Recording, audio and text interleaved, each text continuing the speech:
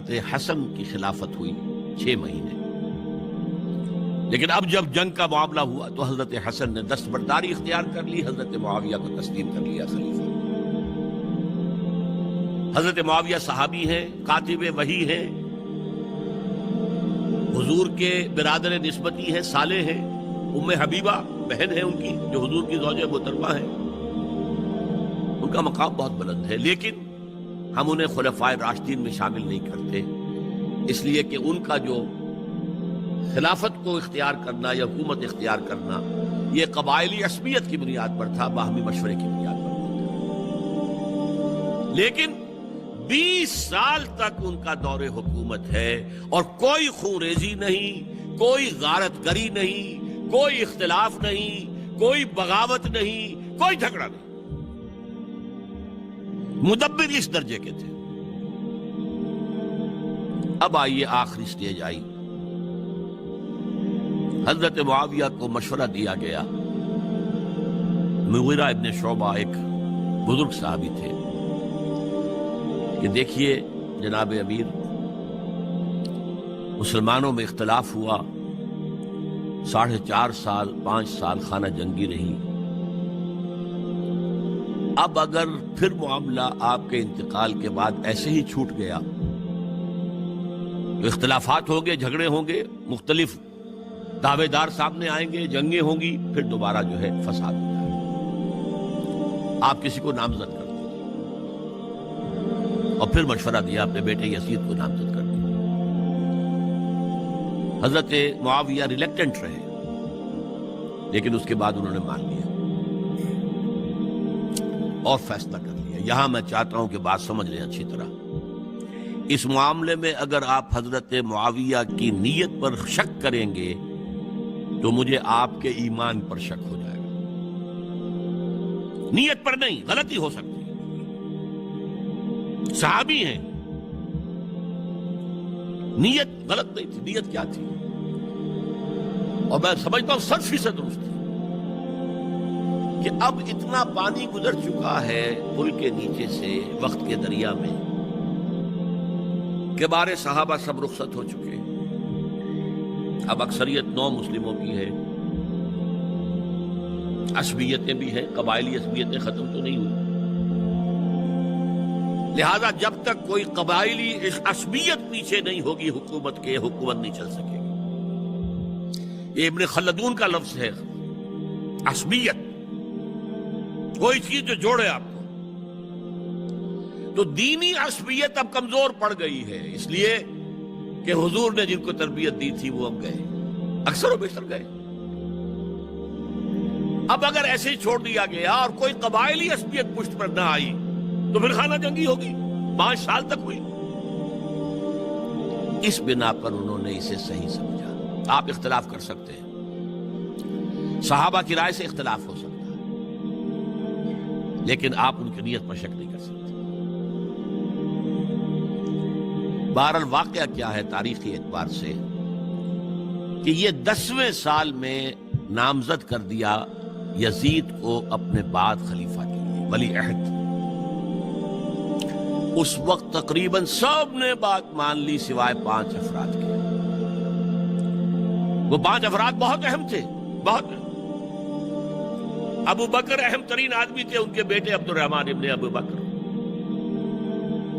عمر number 2 تھے، عبداللہ ابن عمر۔ زبیر، عبداللہ ابن زبیر۔ عباس، عبداللہ ابن عباس۔ اور حسین ابن علی۔ حضرت حسن کا انتقال ہو گیا تھا۔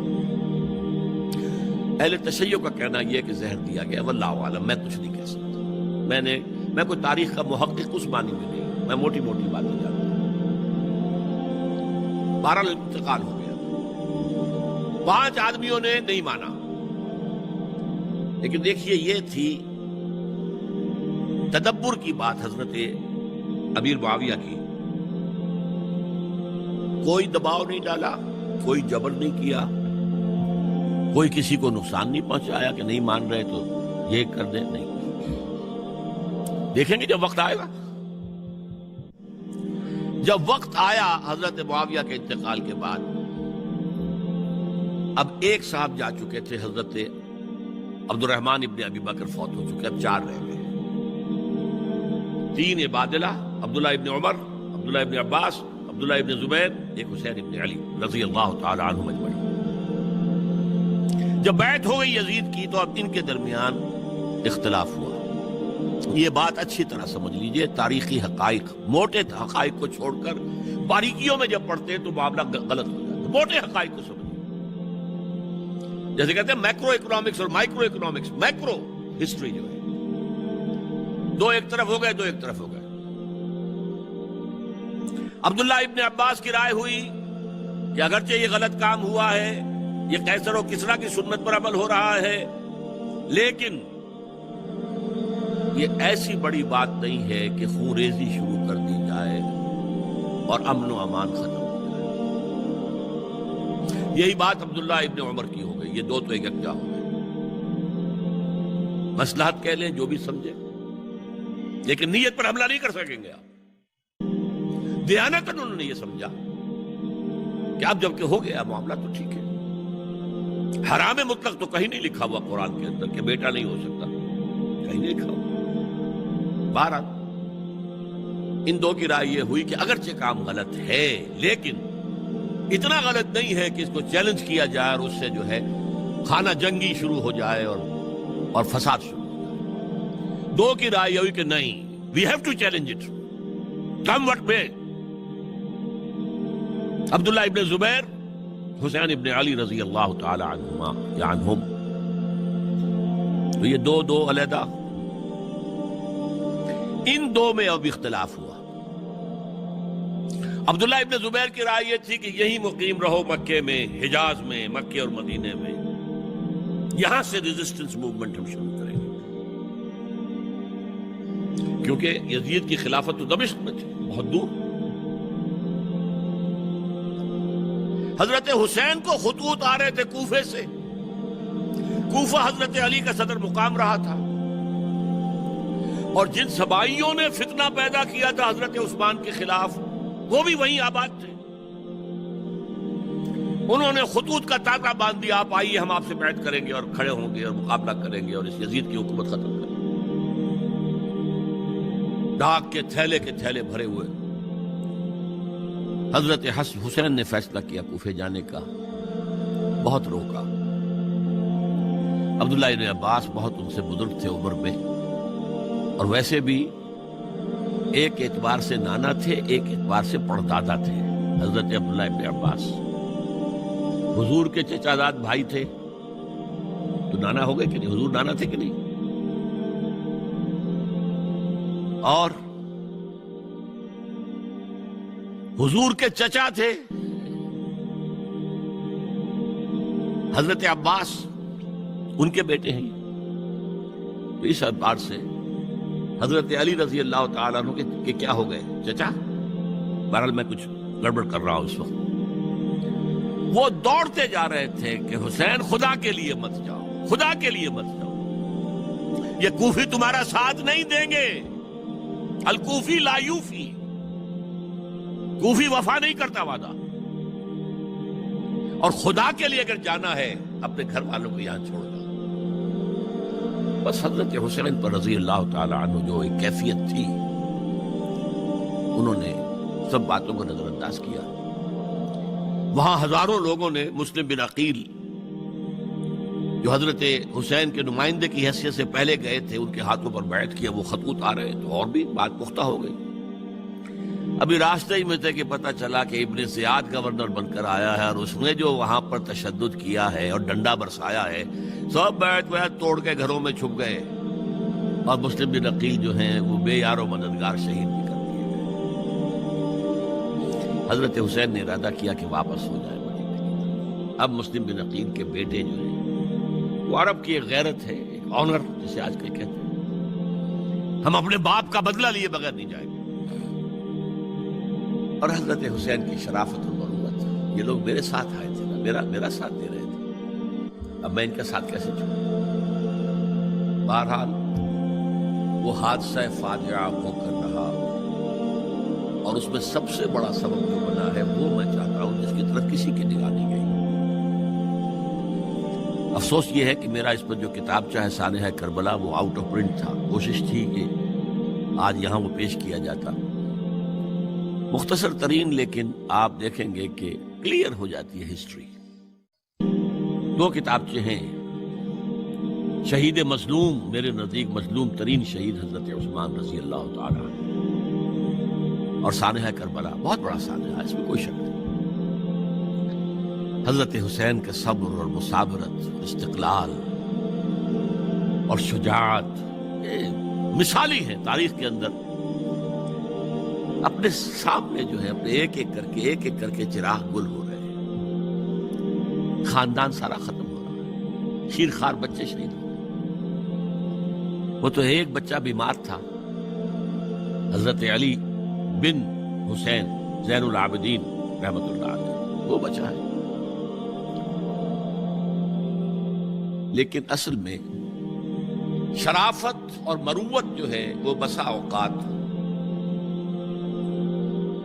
اپنی شرافت کی وجہ سے مار کھا جاتی ہے. حضرت حسین سے میرے نزدیک یہ ایک اسٹریٹجک مسٹیک ہوئی کہ جب کوفیوں کا لشکر سامنے تھا تو وہاں کھڑے ہو کر ایک ایک کا نام لے گا، فلاں ابن فلاں کیا تم نے مجھے خط نہیں لکھا تھا؟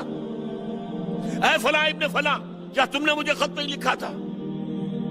سب کے راز فاش کر رہے ہیں. اور دیکھو یہ میرے پاس یہ تھیلے بھرے ہوئے تمہارے خطوں کے موجود ہیں، تم نے مجھے بلایا اور میں آیا.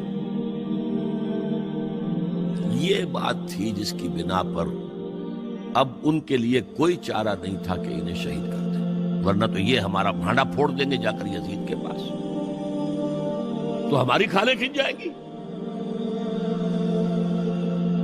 یہی وجہ ہے کہ حضرت حسین نے 3 آفرز کی. مجھے واپس مدینے جانے دو، نہیں.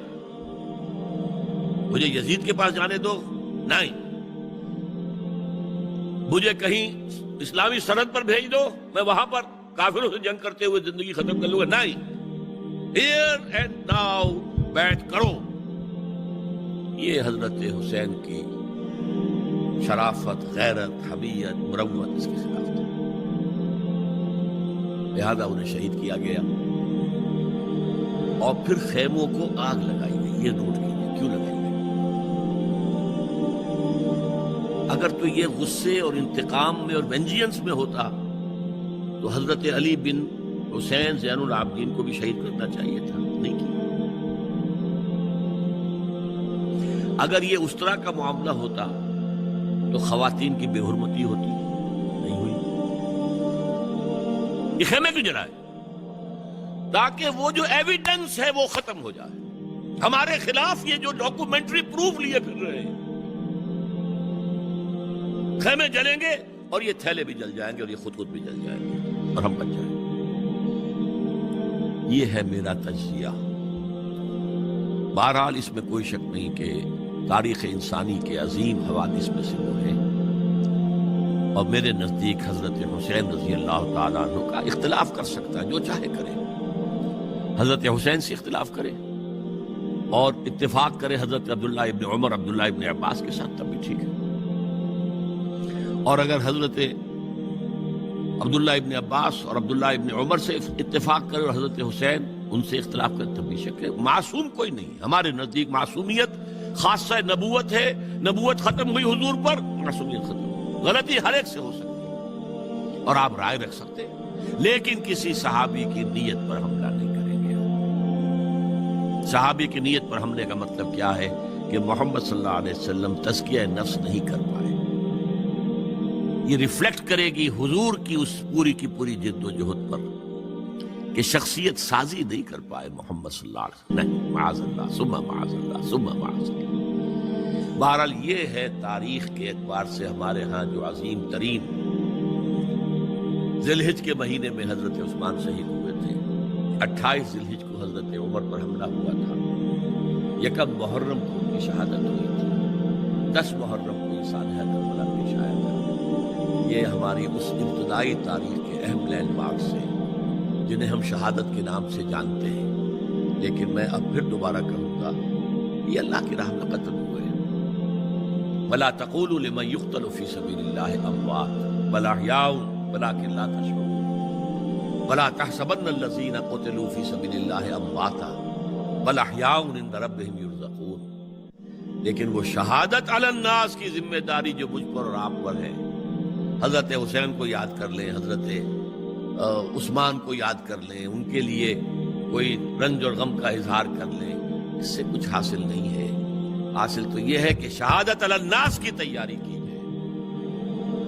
اپنی ذاتی زندگی میں آج سے گواہی دیجیے اللہ کے بندے ہونے کی، اپنے عمل میں، اپنے قول میں، اور کوشش کیجئے کہ مل جل کر اس ملک کے اندر وہ نظام برپا کریں کہ جو شہادت علی الناس، دین حق کے ایک کامل نمونے کے طور پر دنیا پر حجت قائم کر دے کہ دیکھ لو اپنی آنکھوں سے یہ ہے وہ دین حق جو محمد لے کر آئے تھے. اللہ تعالیٰ مجھے اور آپ کو اس کی توفیق عطا فرمائے.